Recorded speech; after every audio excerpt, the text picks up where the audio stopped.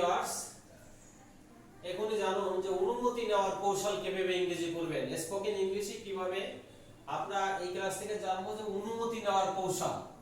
সেই ক্ষেত্রে স্ট্রাকচার হবে may, can, could plus subject plus verb.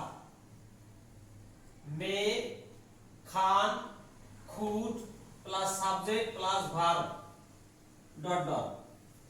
জিজ্ঞাসা ছিল আমি এখানে তিনটি সেন্টেন্স লিখেছি। আমি কি তোমার সাথে যেতে পারি? আমি কি তোমার সাথে যেতে পারি?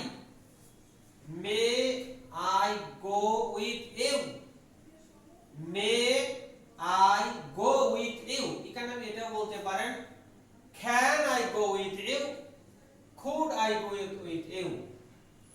Could I go with you? আমি কি চেয়ারে বসতে পারি? আমি কি চেয়ারে বসতে পারি?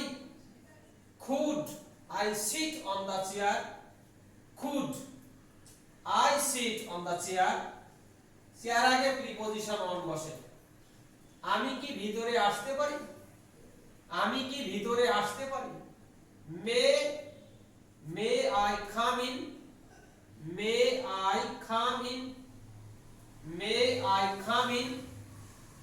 May I come in? এখানে ইনটা কিন্তু প্রিপজিশনের কাজ করতেছে না প্রিয় ভিউয়ার্স, এটা ইনটা আছে অ্যাডভার্বের কাজ করতেছে। থ্যাংক ইউ এভরিবডি, আল্লাহ হাফেজ।